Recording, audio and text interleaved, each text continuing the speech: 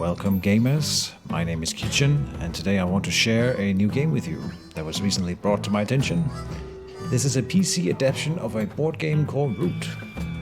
And long story short, while the intro plays in the background here, this is a game about cutesy animals fighting for control of a forest, which plays like an asymmetric war game. And it has a freaking banging soundtrack, as you can clearly tell. Now, I really want to emphasize that asymmetry, because it's very rare to see asymmetry at this level, at least in a board game. And I mean, like one of the factions in this game is literally just one character, a hero, who runs around doing his own thing in a war game. And now you're wondering how that works, and so am I. So today we will be going through the tutorials, and just that, so if you're new to the game, this is exactly for you. If you already know the game, I will be posting some actual playthroughs soon, and I'm trying to get some people to play over on Twitch, so that'll be coming soon. But without further ado, let's learn how to play. This is a new feature in the Root PC adaptation, the game about woodland might and right, that you can play the tutorial. And I haven't gone through them yet. I have read the rules, and I have tried to play a local play against the AI, and I lost, and it was very confusing because there's a lot of overlapping features in this game. So we will try to do the actual tutorial and learn it the way the game designers intended it. So there's apparently multiple levels here, at least one for each faction here, and a basics tutorial. And it looks like this one's locked, so we have to do them in order, which is fine. And I love, like I said, I love this music. It's not invasive, and yet it's so good. So here we are. And I also want to bring to attention the art. Like, I know I've seen the pictures of the board game and it looks really good. And I feel like they both captured the art style, but also sort of made it come to life in the computer game here. So this one says, welcome to Root, a game of warfare and adventure where 4 unique factions struggle for control over the vast woodlands. In this scenario, you will play as the ambitious Marquise de Cat. Long before they became the military and industrial powerhouse they are today, the Marquise came to the forest with a small band of warriors and a few modest buildings. I hear the flapping of wings in the distance. Move quickly to establish your hold on the forest before your feathery foes, the Eerie, arrives. Goals. Rule 5 clearance, 2 out of 5. Move a warrior into a neighboring clearing to expand your rule. Alright, march. Move between clearings twice per ability usage. So we click that one, and then we can select a warrior to move. Now normally you look at the game like a zoomed out screen like this. This is the whole board. Right now it wants me to click on this dude here, sure, and move him up here. Makes sense. Each clearing has a suit, which means like kind of in a card game, like a normal deck of cards, you have the spades, hearts, so on and so forth. In this game they are different animal types, so each clearing has a suit representing the community of creatures that lives here. So they have mouse, foxes, and bunnies. When you use the march action, you get to make 2 moves. Make another move now. When you use the march action, you get to make 2. Yeah, okay. So click here. Now we move a dude over here. Let's end our turn and rest. We have a big day of building ahead, and you will note that we now rule 3 out of 5 clearings, because this clearing was empty before, and now we have our little colored flag underneath this suit over here, indicating that we rule those clearings. All right, so continue to evening.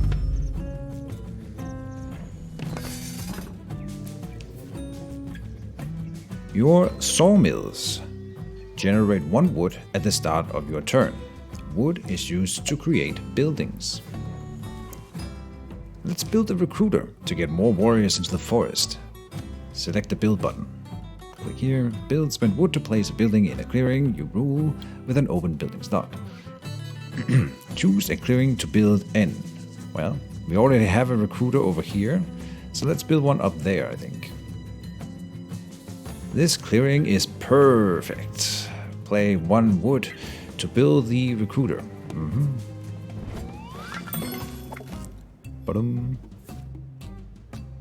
Use the recruit action to place a warrior at each of your recruiter buildings. What thing? Same thing. Same thing. It says down here. So now each of those will spawn one warrior, and they just get added to the stack. Spread out your warriors to rule more clearings. So we take the march action. We will grab you, remove you down here. And I guess we take you to rule this one up there. That gets us to the 5, which was the goal. This game's easy. As I feared, an eerie warrior has seized a nearby clearing. They aren't friendly to outsiders. This is the bird faction. After 3 actions, the day has finished for the mighty Marquise. Continue.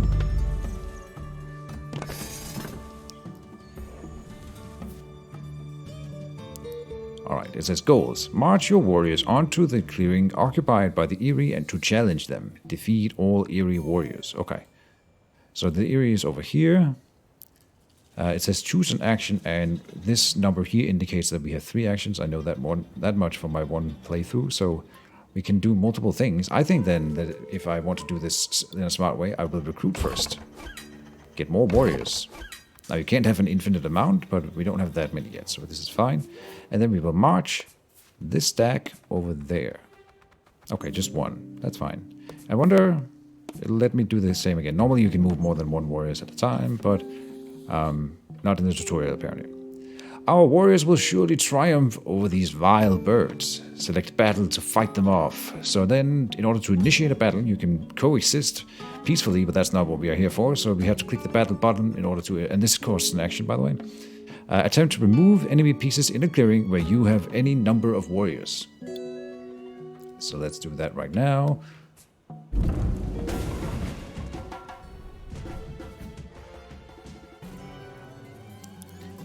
In battle, 2 dice are rolled with sides 0 to 3 to determine hits. The attacker has the advantage. They take the higher die, leaving the defender with the lower one. Each player can deal no more hits than the number of warriors they have in the clearing of battle. So we can deal 2 damage, but they only have 1, but they can't kill both of my warriors no matter how they roll, which is kind of nice. So there's another advantage to being in high numbers. For each hit, an enemy piece is removed from the map, starting with warriors. Your total hits are added up and displayed below. So we deal 2 damage, they dealt 0. Down goes the bird.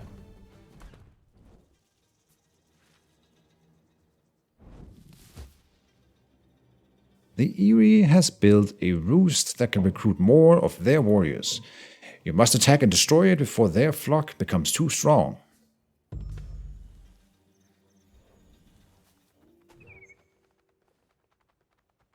And that's no idle threat for because this faction, the birds, they snowball really hard in this game. So now they attack. They roll. So because they attack, they take the bigger die, no matter which dice were rolled on what side. They will always grab the one with rolling the highest number because they were the attacker. They could only deal 1 damage because even though they rolled a 3, they only had 1 unit. And I rolled a 1, or we got the lower die rolling a 1, and that was enough to kill that 1 guy. So 1 damage taken on each side, no real winner, but we are the last man standing, so we still rule the clearing. Now they want me to destroy the roost. That should be easy enough. Do we have to do a whole lot of recruiting to get that done? So like that, and then I wonder, what if I didn't want to move more? I guess I can click here, skip. Okay, choose an action.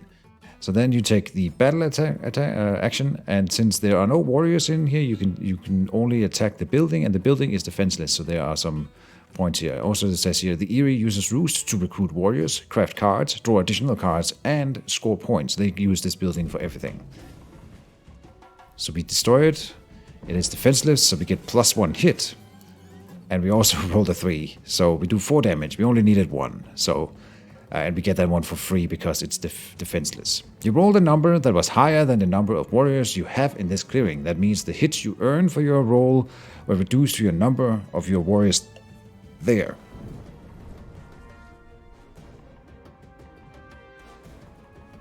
But that's fine, we only needed the one. And so we sacked that building, gaining a victory point. Victory points are shown down here. Well done, you've destroyed the roost. The forest is ours for now. And that was the basics, I think, of Root. Also very basic. Tutorial complete. Close. Good stuff. So, I think we'll keep going, for now at least. So, the long war for the forest. Learn to play the Marquise the cat.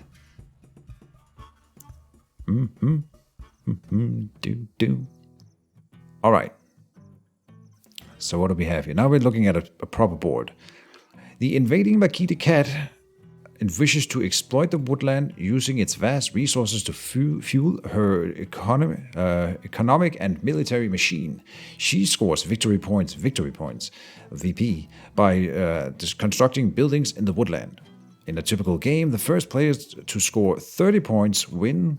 This scenario, let's see if you can get to 12. Alright, thanks for the vote of confidence.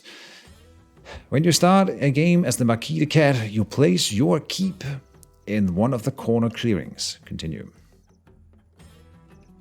The keep is the cornerstone of your kingdom. Enemies may not build or place pieces in the clearing with your keep, but they can move there. Place your keep now. Put it where they want me to. The Marquise army greatly outnumbers the other factions. You start with a warrior in every clearing except the one in the corner opposite your keep. That clearing is Eerie territory. So that part of the asymmetry thing is kind of interesting, that the one faction basically rules the entire board at the beginning of the game. I really think that's an interesting setup. Finally, you must place one of each building in the clearing with your keep or any adjacent ones. Continue. So we get a sawmill. Okay, now it's doing it for me. Got a sawmill, a recruiter, and then the Eerie spawns down here. They spawn with 6 warriors in one clearing. The Eerie has swooped in and built a roost in the empty clearing. It's quite well defended. At the start of daylight, you have an opportunity to craft cards from your hand using workshops. This is a workshop right here.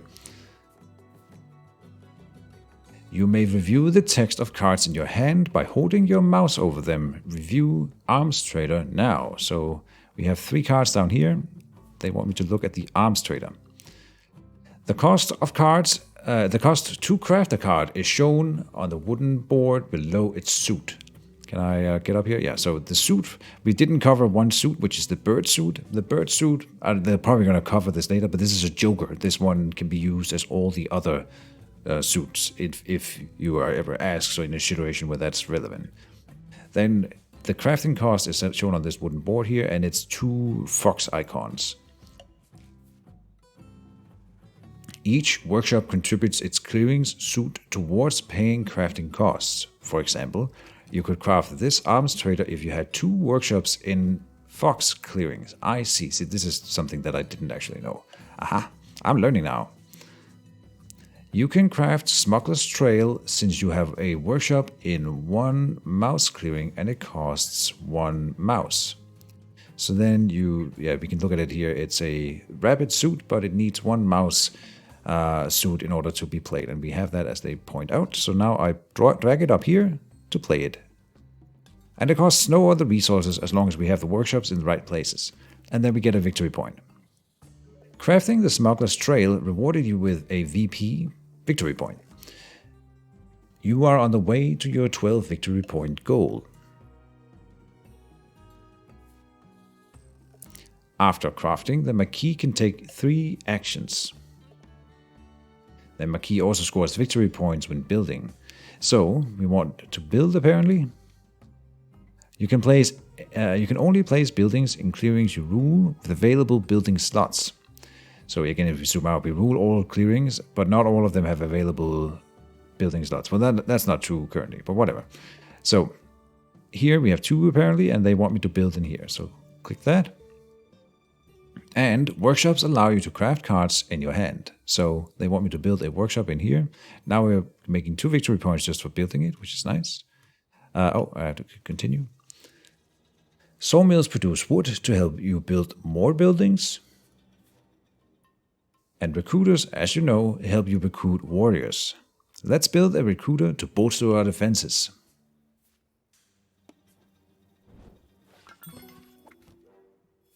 Good stuff. Now that there are 2 recruiter buildings, you can recruit 2 warriors with a single recruit action. Indeed. Move your warriors to the front lines to defend against the Eerie. Something they are not covering right here is this number over here. It may be covered later, but this is how many warrior pieces we have sitting off the board. Think about this as a board game. We only have a set amount of pieces. And if we run off pieces board, then we can't continue to recruit. But we still have 12 off of board, even though we have this many on the board. So, plenty. Move your warriors to the front lines to defend against the Eerie. March. Click here. Click there. You may now move any number of warriors using 1 march action. Let's move 2. Remember, when you choose to march, you may make 2 moves. Use the second move to keep closing in on the Eerie. Move both warriors.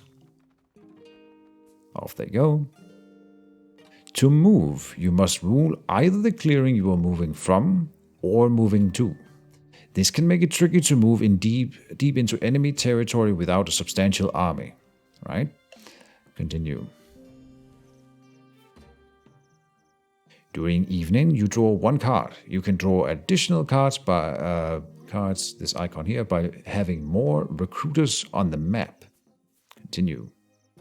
Let's review the phases of your turn. So this is nice that I was about to point it out, but you can click your faction card down here or the faction card of your enemies in order to bring up the faction screen. And each one of these will be different, of course. So Marquise the cat. Right now they want me to go in here and say faction phase order. So this is how the Marquise takes their turn. And again, everyone is different here. They have birdsong, daylight, evening. So place 1 wood at each sawmill. Starts at the beginning of turn. Then you have the daylight where you craft and then take your 3 actions. And then evening you draw a card plus 1 for each card thingy earned on the recruiter track, then discard down to 5. Close. So we draw that 1 card. The Marquise the cat is an upstart. The lineage of the Eerie dynasties will surely retake the forest. And they play in a very different way. The Eerie are assigned actions. Are assigning actions to their decree. Each faction has unique capabilities and their own way of taking actions. The Eerie may not look like much yet, but their ever-growing decree will allow them to take more and more actions each turn, so long as their leader stays in power.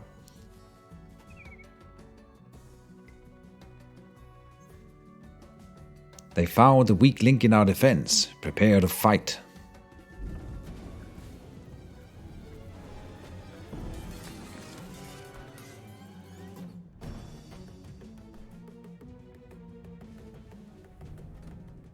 Good stuff.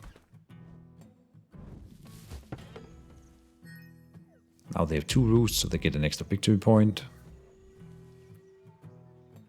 We may have lost the fight, but as long as your keep still stands, we can heal the fallen warriors with a field hospital. Discard a card that matches the suit of the clearing where your warriors were defeated to return them to your keep. So, just for reference, we were fighting in a mouse clearing over here, and we have a mouse card in hand, so now they want me to spend that card. And then that warrior that we just lost is respawned at the keep. You can review special abilities unique to your faction, like field hospitals, by tapping on your avatar. Here's the field hospital. We have the keep over here, which has already been explained. Then we've got the workshop track, sawmill track, recruiter track, the crafted items, crafted cards, our reserve, and our current number of cards in hand, I guess. The important part of this fact here is to note that when you have 3 recruiters, you draw an extra card per turn, and then at 5 recruiters, you draw 2 extra cards per turn, which is very powerful. So I definitely found out really quickly that it's really good to get to 3 recruiters. Don't retaliate just yet. Build 2 more buildings to keep gaining victory points. No cards to craft. Press continue button. Build another building of your choice. And I would probably build a recruiter. Let's build one here. Or not. I guess we need a sawmill somewhere, so maybe I undo that and build... There's no reason to build the sawmill on the front line, I think. So like let's just make one up here in the home base. Sawmill.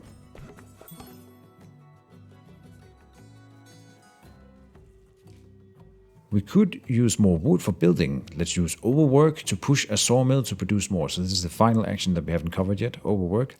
You spend a card to place a wood at a clearing with a sawmill matching the card. So, click that. To use overwork, you must discard a card matching the suit of one of your sawmill's clearings to gain a wood. Place cards in the bird suit acts as a wild/joker and can be used to place in place of any other suit. So yeah, we want me to spend one of these. Let's do this one here. Woodland runners, doesn't really matter.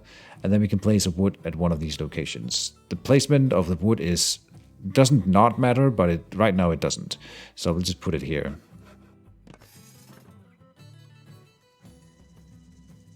Excellent. You have enough wood to make another building. You may spend any of the wood on the map connected to the clearing you wish to build in, so long as they are connected by clearings rule. And that's what I meant before. So, like, say that the Erie had conquered all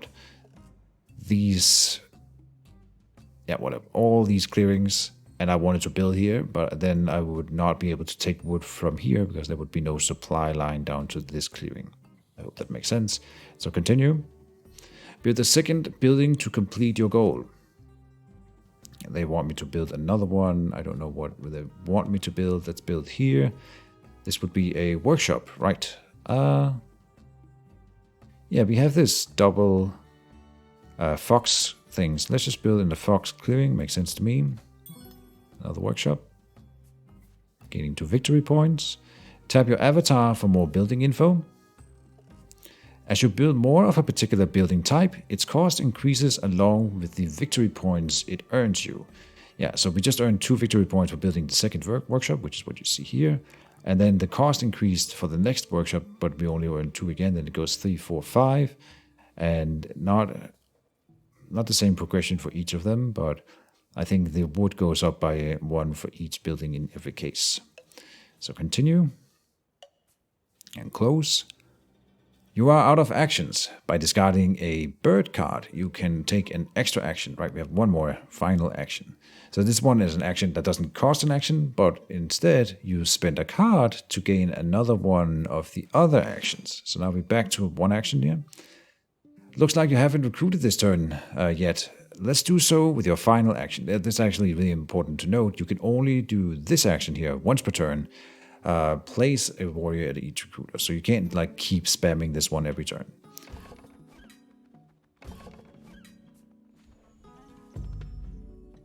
And then we draw a card at the end of the turn. Then the dynasties go, the Erie. More warriors arrive each day. The Erie will use them to crush your pitiful forces.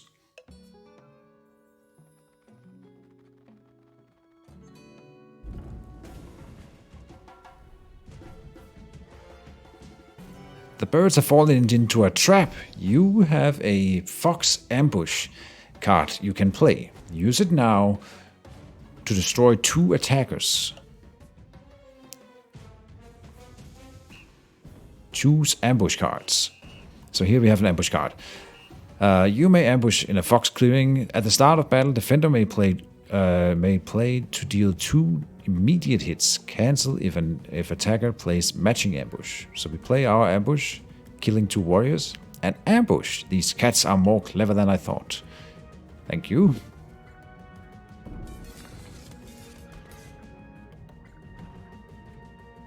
Two and 0 are rolled, and since they are attacker, they get the higher die. So they won that war or fight.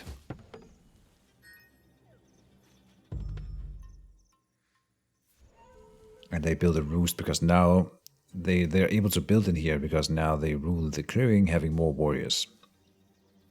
Continue scoring points to defeat the Eyrie by destroying roosts, constructing buildings, and crafting items that reward victory points. No cards to craft. Press continue button. Alright, so do we have free play here? I think so. So, I only need to get to about 12 points. We can do that. And it's only 1 versus 1. I guess we're not playing with the 2 other factions yet. That's fine. Makes it a little bit simpler. I will say that this game is there's so much you can do that I actually don't know how we would win this right now. But let's try our best. So I think we have 2 wood. Yeah, 2 wood. We want I like building recruiters. So let's build a recruiter somewhere. And we might even build it here to amass a huge army in this area. I haven't tried stacking recruiters. I feel like if I don't do this, then they will march in here and destroy this recruiter. So that's one action. Then we have the recruit action available. We can't overwork because we have no cards, so we can attack, march, and recruit. We will definitely be recruiting this turn. Good. And then, as another point, I have noticed that since we often get to respawn warriors at our keep, leaving the keep behind with all warriors that are spawning here is generally an okay idea, as long as it isn't immediately threatened. So we will just move out our spawned armies at the keep, gathering a group of warriors here. That leaves us with another move, that's right. Oh, we can destroy the roost? Really? They left this one behind. Do we want to leave one behind here? I think so. So they have rule. So we will still rule this clearing. So we just move in 2. Oh, and I didn't have another action. Really? Oh. I was hoping we could destroy this roost this turn. I guess I didn't count my actions. Continue. We draw 2 cards now because we had that extra recruiter.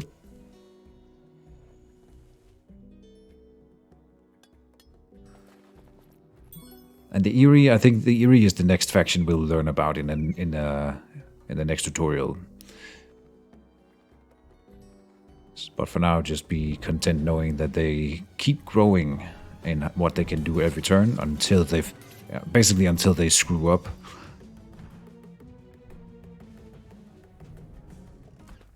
We lost another warrior. And they build in here. And now you're wondering, well, how can they build in here? But maybe this is a decent enough time to look at a little bit of information about the Eyrie dynasties. I'm not going to go into super detail here because I actually don't really fully grasp this nation yet. But they suffice to say that they can choose different leaders. They've chosen I forget what race he is, the name of this bird, at least in English, but whatever. He is Lord of the Forest, so you rule any clearings where you are tied in presence, right? Which is why he can build in here right now, even though we both have a warrior in here. We are tied, and so his special ability is that then he still rules and can build a building. In the crafting phase, we are able to build the root tea because we have a mouse workshop, and that's fine. That's 2 victory points. We'll take it. Doesn't cost any resources as such, except the card, which is his resource, so that's fair to note. Good. Then, now we have options. We would like to destroy some roosts. We would like to recruit this turn. We have 2 wood. We can build sawmills and we can build workshops with our 2 wood. We might want to build another sawmill to increase our economic power. I think that is a decent idea. And then I want to attack here and then recruit. So that's all of our actions for the turn, I suppose. But I think that's fine. Maybe we don't have to build, but it does give us victory points, so I will. So a sawmill here. 2 victory points is definitely not nothing. We are only 1 short. So in fact, if let's just jump the gun and attack down here. If we deal 2 damage in this roost here, or in this clearing here, then we will kill the warrior and then destroy the roost. And then that'll score us 1 victory point, go into the 12. So let's see if we can make that work. Yes, that should work. We only do the 2 because we only had 2 guys, but that's enough. Yeah, we burned the thing, sacking the roost, and... Nice work taking down that roost. Keep attacking roosts and placing buildings to reach your victory points goal. Well, we just did.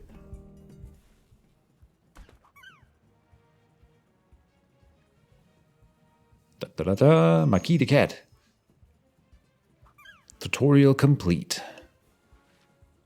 Not too shabby. So that made it go to half an hour. Maybe we can squeeze the rest into another video. I want to keep this fairly short, so we'll make it a short series of tutorials, I suppose.